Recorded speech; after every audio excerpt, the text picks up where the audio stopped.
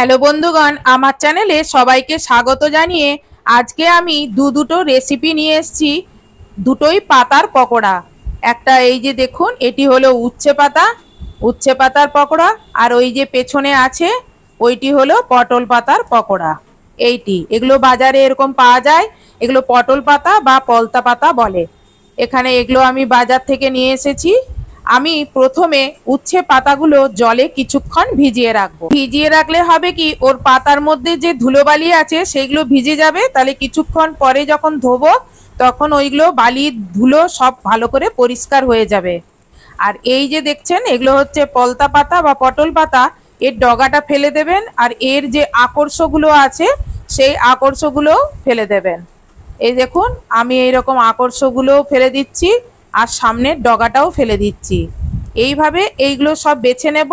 আর যেইগুলো এরকম মোটা মোটা বুড়ো বুড়ো মতন আছে সেইগুলো এরকম ছাড়িয়ে এর গায়ের খোসাটা ছাড়িয়ে নেব। এই দেখুন, কেটে কেটে আমি এর গায়ের খোসাগুলো প্রথমে ডাঁটাটা ছাড়িয়ে নিচ্ছি। এবার এর ডালগুলো থেকে পাতাগুলো প্রথমে তুলে নেব। তুলে নিয়ে আর সেইগুলো এইরকম ছোট ছোট মিহি কুচি করে নেব। দিয়ে এগুলো গামলায় তুলে রাখলাম।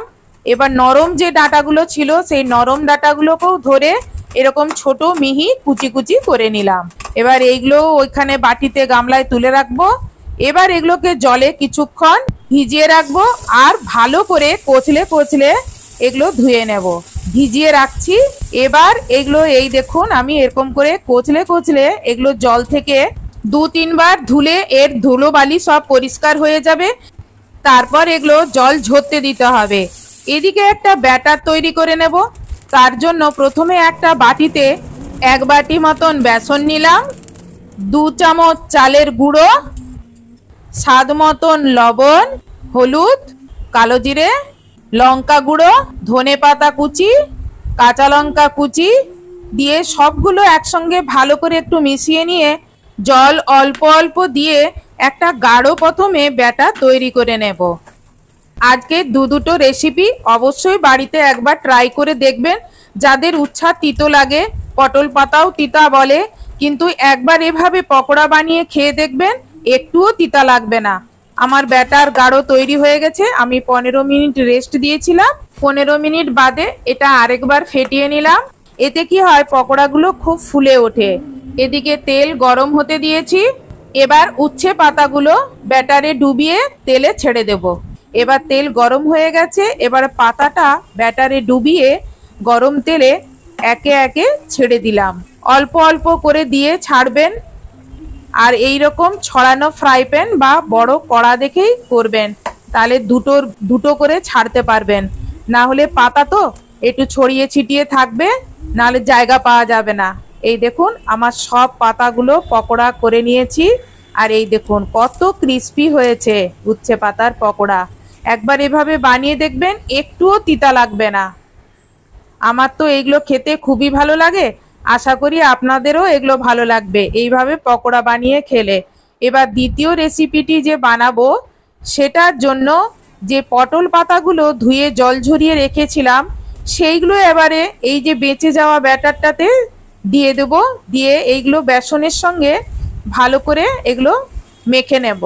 সবগুলো মেখে নেওয়ার পরে যদি প্রয়োজন হয় তাহলে একটু বেসন দেবেন, আর পাতার মতন লবণ দেবেন, আর একটু রঙের জন্য হলুদ দিলাম, আর এর মধ্যে একটু 2 চামচের মতন ময়দা দিয়ে দেবেন।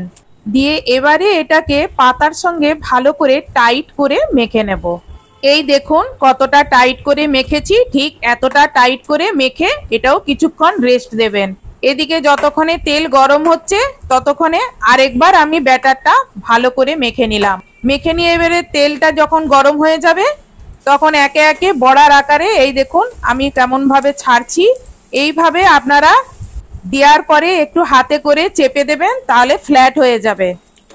এইবার এগুলো এক পিঠ একটু হালকা হয়ে গেলে, ভাজা হয়ে গেলে, এবার এগুলো একটু উল্টে দেবেন। এই রকম করে এই দেখুন আমি সব উল্টে দিচ্ছি।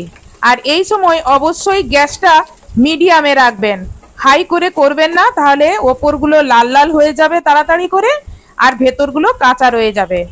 এই দেখুন আমি এই রকম লাল লাল গোল্ডেন ব্রাউন করে আর এইগুলো তুলে নিচ্ছি। এই দেখুন তুলে নিলাম। এবার দ্বিতীয় ব্যাচে আবার এগুলো দিয়েছি, দ্বিতীয় ব্যাচের গুলো আবার তুলে নিলাম। এইভাবে আমার পটল পাতা বা পলতা পাতার পকোড়াগুলো সব রেডি হয়ে গেল। এবার আপনারাও এইভাবে বাড়িতে বানিয়ে খান, নিশ্চয়ই ভালো লাগবে। এবার আপনাদের ভেতরটা একটা কেটে দেখাই কিরকম ভেতরটা সিদ্ধ হয়েছে দেখুন। আজকের দুটো রেসিপি আপনাদের কিরকম লাগলো কমেন্টসে কমেন্ট করে জানাবেন। আর ভিডিওটা যদি ভালো লেগে থাকে বা রেসিপি দুটি যদি আপনাদের ভালো লেগে থাকে তাহলে ভিডিওতে একটা লাইক করবেন আর চ্যানেলে সাবস্ক্রাইব করবেন, আর একটা অবশ্যই পারলে শেয়ার করবেন। আজকের ভিডিওটি সম্পূর্ণ দেখার জন্য আপনাকে অসংখ্য ধন্যবাদ।